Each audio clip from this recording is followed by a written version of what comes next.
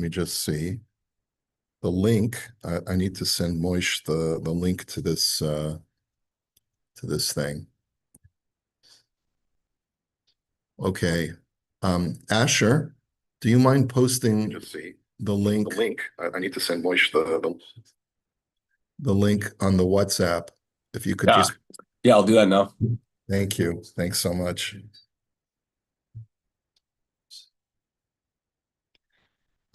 So that Moish can go live, and also the YouTube channel. I'll have to post that later. The YouTube channel where a person can watch the videos afterwards.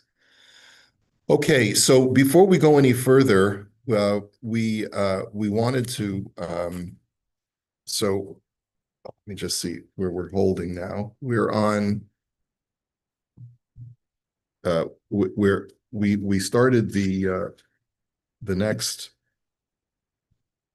Mishnah, and we were talking about the blessings of the blessing that comes right after Kriya Shema, which is Emes V'Yatziv or Emes V'Emuna for Ma'ariv. And what we had said is that you have to be careful to make mention of Yitzias Mitzrayim, and there was an opinion that is later rejected, but this opinion was that you don't have to mention Yitzias Mitzrayim at night, even though the Mishnah says that you do. And the reason is, or that you don't have to say the third paragraph of Shema that contains Yitzias Mitzrayim. And the reason is because you're at least going to be mentioning Yitzias Mitzrayim in the blessing that comes after Kriya Shema. So this got us on a discussion, and then the Gemara had said that you have to make mention both of Makas Bechoros, of the plague of the firstborn, and Kriyas Yamsuf. In other words, the bookends, the beginning of the Exodus and the last stage of the Exodus. That too has to be mentioned in the blessing that comes after Kriya Shema. So I just want us to take a look at the halacha before we go any further and before we move on from there. So I'm just going to share my screen here so that the people in TV land can see this as well. Okay, so the Shulchan Aruch writes, Kol mi shelo amar emes v'yatziv shacharis emes ve'emuna arvis. Anyone who does not recite the bracha of emes v'yatziv in the morning or emes ve'emuna in Ma'ariv, lo yatza yedei chovas hamitzvah ketikna. He has not fulfilled the mitzvah in the way that it was instituted, which is an interesting way of expressing this idea. It's not that you haven't at all fulfilled the mitzvah, but rather you haven't fulfilled the mitzvah in the way that it was supposed to. Can we ask who is Lebek on who's online now? Who is this Lebek? There's a person online who's. Does anyone want to identify? Sorry, it's Steve. It's Steve Becker. Oh, Steve. Oh, Lebek. Yeah, sorry, I couldn't find the unmute. Oui, monsieur. Okay, monsieur Lebek. Okay. So Okay. I'm driving a friend to the airport, so you've actually got two people listening in. Okay, thank you very much. Okay. Now, so it sounds like you fulfilled the mitzvah, but you did not fulfill the mitzvah according to the way that it was instituted. So first, before we see the Mishnah, and then the Ramah writes, Mishahu anus v'dachuk ve'en lo panai lihit palel miyad achar kriya shema. Let's say a person is pressed for time and he's not able to daven Shmona Esrei after Kriya Shema. Yikra Kriya Shema ad emes. He should just recite the Shema until emes. V'yamtin lomar sha'ar habrachos ad sheyispalel. Sha'az yomar v'yatziv v'nachon v'chulei. V'yispalel kedei sheyismach kula l'tfila. And this is something that we know already from everyday practice, that if you have to recite the Shema, but you don't have time to daven, let's say the Zman of Kriya Shema is going to elapse, you recite the 3 paragraphs of Shema without its blessings, and then when it's time for you to daven, you daven regularly with the Shema and with its blessings, so that you can always create an adjacency between Gaal Yisrael and the Amidah. Okay, now, what is this idea that you have to make mention of emes ve'emuna or emes ve'yatziv? So the Perush Olas Tamid just gives us the background. He says, Zel Lashon HaTorah, he quotes the Torah saying, V'tiknu lomar emes ve'yatziv shacharis. The rabbis told us to recite emes ve'yatziv in the morning, al hachesed sha'asa imanu HaKadosh Baruch Hu, shege'alanu ve'eviranu bayam, v'shikat sarenu b'sochel. That it's because of the kindness that God did with us when he redeemed us and he passed us through the ocean, passed us through the Red Sea, and he drowned our enemies in it. Now, va'amru b'Yerushalmi, quoting the Yerushalmi, he says, tzorech lahaskir be'emes v'yatziv, yitzias Mitzrayim, u'malchus, u'kriyas yamsuf, v'tzur Yisrael v'go'alo. So you have to say all of these. You have to mention the Exodus. Now, we had learned also that you have to mention Makas Bechoros, which is the beginning of the Exodus. You have to mention that God is the king, because that's the reason why he took us out of Egypt, was that we could coronate him. You have to mention Kriyas Yamsuf, and you have to mention that God is Sur Yisrael V'Go'alo. He's the rock of Israel and its redeemer. Now, that part being the rock of Israel and its redeemer, I don't remember seeing, but maybe we haven't gotten to it yet. V'tiknu emes ve'emuna arvis al ha'gu'ula shel asid. Now, the primary theme of emes ve'emuna in the nighttime is to reflect upon the future redemption. Sha'anu ma'aminim u'mekavim sheyichayim lanu havtachaso v'yig'alenu b'karov. And it's an expression of our faith and our hope that God will fulfill his promise to us and redeem us. So there's a slightly different theme, even though we mention Yitzias Mitzrayim, both in Emes V'Yatziv and Emes Ve'emuna, but Emes V'Yatziv is looking backwards in our history of redemption, and Emes Ve'emuna is looking forward to our future redemption. And by the way, that's only logical, because as we know, Shacharis represents being in a state of glory, so we can exult in what Hashem has done for us. And Ma'ariv is a time of darkness, a time of when we realize that we haven't yet arrived, and we're waiting for day to arrive, metaphorically, as well as literally, and therefore we reflect upon future redemption. Inami, another reason why that Emes Ve'emuna has a different theme is al sha'anu mafkidim biyado nishmosenu b'chol laila u'ma'aminim bo sheyeshivena eleinu. He says another reason why Emes Ve'emuna is an expression of faith, right? Emes Ve'emuna, right? The very words themselves are that there's truth and then there's faith that we have. What is our faith? Our faith is that you will redeem us. Another thing that we express expression of faith is we're going to shortly release our soul to you when we fall asleep. And we have faith that you will restore it to us, meaning that we'll wake up in the morning, which is a beautiful idea. We take it for granted that when we go to bed, we're going to wake up in the morning, but we can't. It's not right to take that for granted. Ve'emes v'yatziv sheya'ames v'yakaimes devaro lahashiv hapikado. I think that, and therefore our expression of emuna is that we believe that God will restore our soul to us. V'hainu da'amar Rabbi Chanina Saba Mishmei Derav, call me, and that's why the Gemara in the Bavli says, call me shalo omar emes v'yatziv shacharis ve'emes ve'emuna arvis lo yatsa yedei chovasa. That if you don't say emes v'yatziv in the morning and emes ve'emuna in Mariv, you have not fulfilled your obligation. Upeirush lo yatsa yedei chovas hamitzvah kitikna. And that means not that you haven't fulfilled the mitzvah at all, but you haven't fulfilled the mitzvah in the way that it was ordained. Avola olam yatsa de brachos enon ma'akvos. But really, you have fulfilled your mitzvah of Kriya Shema, because the saying the before and after brachos is not me'akev. It doesn't stop the mitzvah from taking place. Ve'al pi hadvarim ha'ila mivuarim gam divrei hamachaber.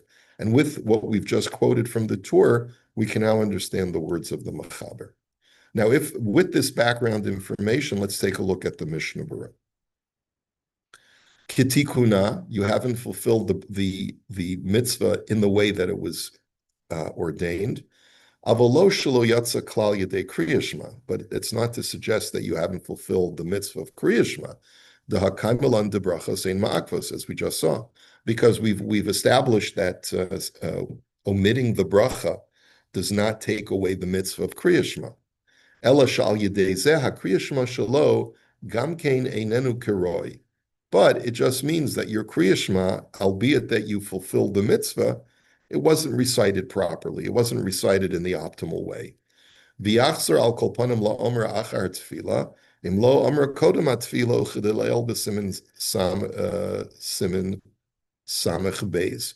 And as we saw previously, says the Mishnah Berurah, that whatever you omitted during the davening, you make it up after davening. So if you left out the bracha, you should say it after davening. The tov sheyomer od hapam kriya shema. And if when you do that, you should repeat kriya shema so that the bracha is being recited together with the shema.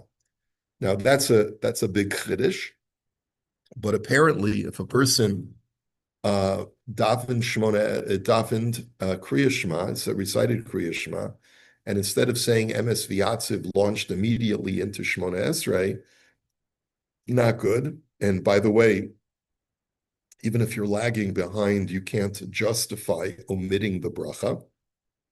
You just have to, that bracha must be recited, even if you just want to catch up. It's not, you can't justify omitting it just because you want to catch up. So therefore, the tov sheyomer od hapam kriya shema. And therefore, it's good to say kriya shema a second time so that you can say it together with the bracha. Now, Kosav Hator b'Shema Yerushalmi, Tzorech lahaskir be'emes v'yatziv yitzias Mitzrayim, u'malchus u'kriyas yamsuf u'makas b'choros ayin sham. So the Yerushalmi had talked about the necessity to mention the Exodus, God's kingdom, the splitting of the sea, makas b'choros. He says, I refer you to the Yerushalmi, which we just did yesterday. And it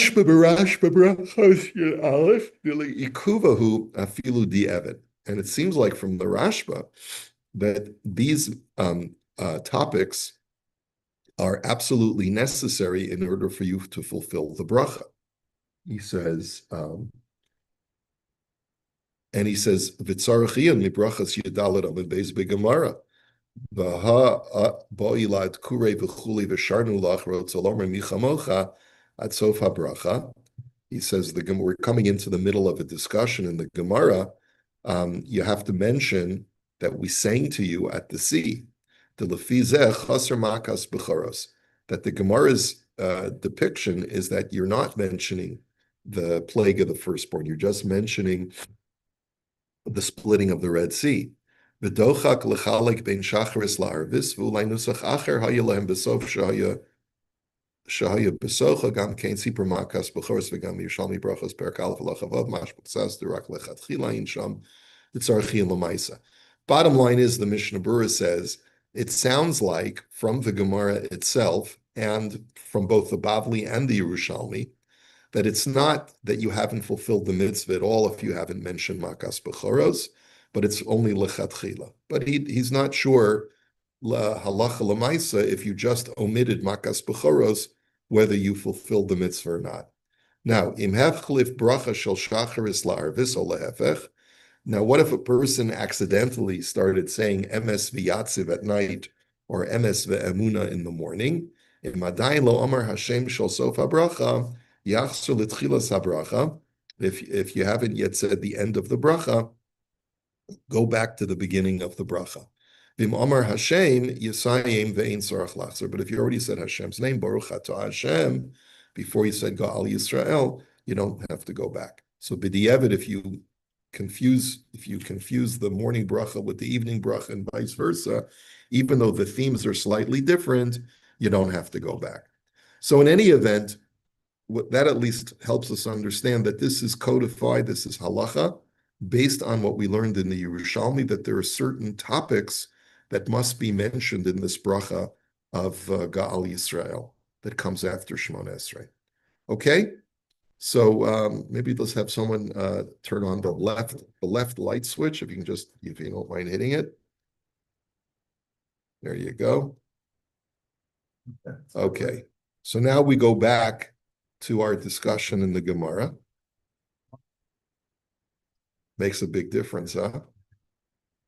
Okay. All right. So let's go back to the Gemara we started yesterday, which is on Yud Zayin Amid Aleph, which we're talking now about the second blessing of Birkas Hamazon. Since we were dealing with certain topics that need to be inserted in the bracha of Gaal Yisrael, this reminds the Gemara that there are other brachos that if you leave out certain ideas, then you haven't really fulfilled the way the bracha is supposed to be recited. So Rabbi Simon b'shem Rabbi Yehoshua ben Levi Amar, he says in the name of Rabbi Yehoshua ben Levi, Lo hiskir Torah ba'aretz machzirin oso. This was a very emphatic statement for religious Zionism, that if you have not said the idea of Torah in the bracha of Al Haaretz ve'Al Hamazon, you have to go back and recite the bracha again. Okay? Matam vayitein lahem artzos goyim. Because in Tehillim it says that God gave the Jewish people the land of other nations. Meaning we clearly acknowledge that Eretz Yisrael, we were not the first occupants of Eretz Yisrael, but we still claim indigeneity because we were there for thousands of years. Just because a nation was there for thousands of years doesn't mean that they're the first. We were not the first in Eretz Yisrael. It was called Canaan before it was called Eretz Yisrael. But the one thing that we stake our claim on, not that we were there first, but that it was given to us by Hashem. And the pasuk says, "Vayiten lahem artzos goyim." God gave us the lands of the other nations. Mipnei ma, but why? Ba'avur yishmeru chukav v'sorosav yinsaru. Because in Tehillim it says, for the sake of our observing His statutes and commandments, right? And so the whole reason why we have Eretz Yisrael is so that we can observe mitzvahs. And we can only observe mitzvahs if we have a Torah. So anyone who historically has tried to decouple Zionism with Torah is making a fundamental error. You can't have Eretz Yisrael without Torah, but by the same token, you can't have Torah without Eretz Yisrael. I mean, you can in theory, but it's just not the same Torah, because there's certain mitzvahs that can only be fulfilled in Eretz Yisrael. So our whole claim to Eretz Yisrael is based upon our being able to observe the mitzvot there that God gave to us. So therefore, when you talk about Nodelecha Hashem Elokeinu, Al Shinchalta La'avosenu, Eretz Chemda Tova Orechava, we give thanks to you, Hashem, that you have given us this amazing land, this expansive land. It's Chemda Tova. Ve'al shahot seisanu Hashem me'eretz Mitzrayim, uftisanu mi'beis avadim, and we thank you for having taken us out of Egypt. Ve'al b'ritzacha shechasamta b'bsarenu, and we thank you for making us members of your covenant, right, which is manifest in the Bris Milah. And we'll see, the Gemara will talk about this. Do women have an obligation to say that as well? It turns out that they do. Ve'al torasacha sheli madatanu, and for your Torah that you taught us. And for the food, the life you gave us and the food that you give us, okay? But the theme of the bracha is thank you for giving us Eretz Yisrael and for making us members of your covenant so that we could receive your Torah. The two go hand in hand. And that's an integral part of Birkat HaMazon. Now think about that for a second. Every time we say our grace after meals, we're supposed to be thinking about Eretz Yisrael, the wonderful land that Hashem gave to us. How can a person bench with any modicum of kavana and not immediately be inspired to say, when am I going to get there? When am I going to get there? It's right there in Birkat HaMazon. It's just that I'm speaking to myself. I'm not speaking to anyone else here. We don't think about it. I'm not thinking about it, but can you imagine saying Birkat Hamazon with Kavana and realizing that I'm thanking Hashem for giving me Eretz Yisrael? Why? Because the food that I'm eating, if I want to eat seriously, I should be eating the produce of Eretz Yisrael. And Hashem gave us this wonderful land so that we could have a place where we could produce our own food and where we could do all of these mitzvahs that are tied to our agriculture, that we could tithe and we could, and we could sanctify the land with Shemitah and all of these other amazing things.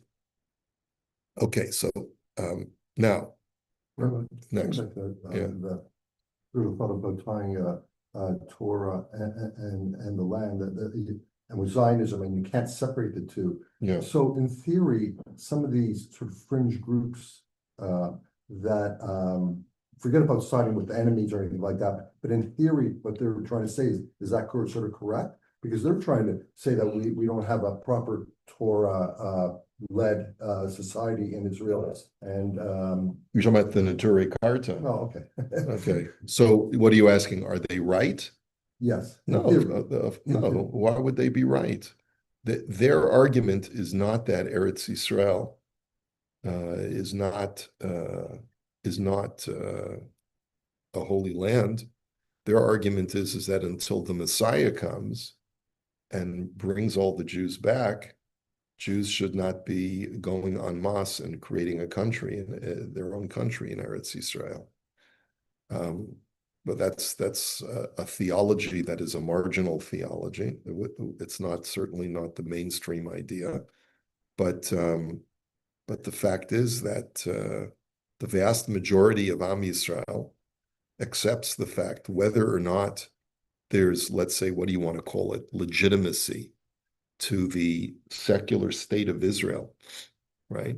But the fact of the matter is that we have a right to govern, to be self-governing in the land of Israel, and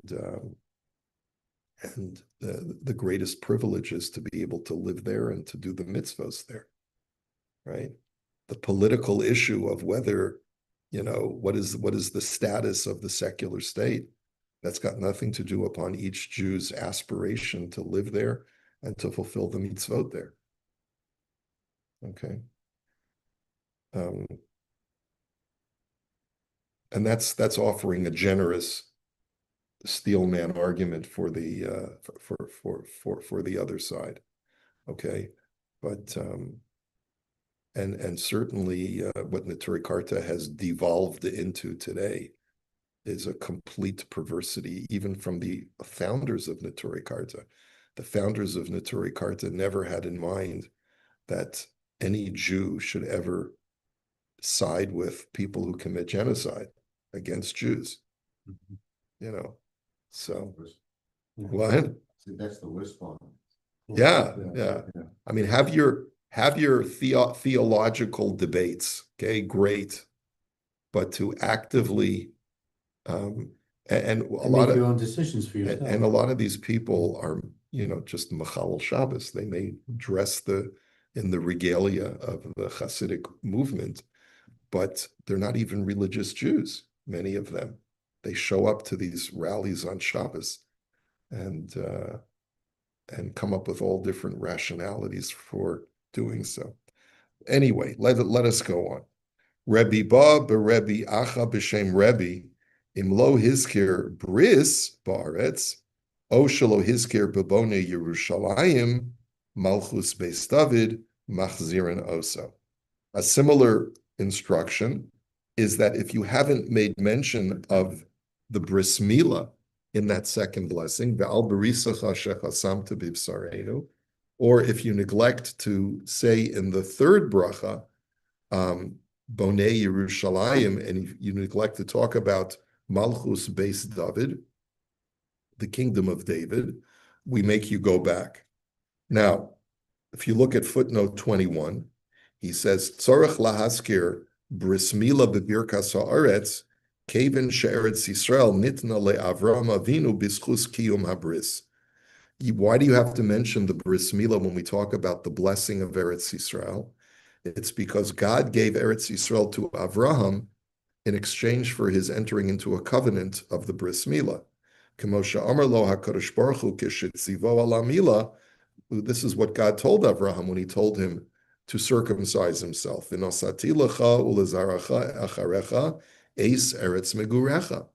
In exchange for your entering into this covenant with me, I will give you and all of your descendants the land of your dwelling. Okay?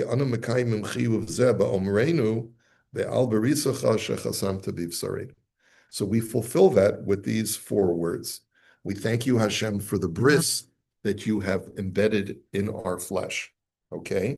Kemochen, similarly, tzarech lahaskir malchus beis David b'birkas Yerushalayim.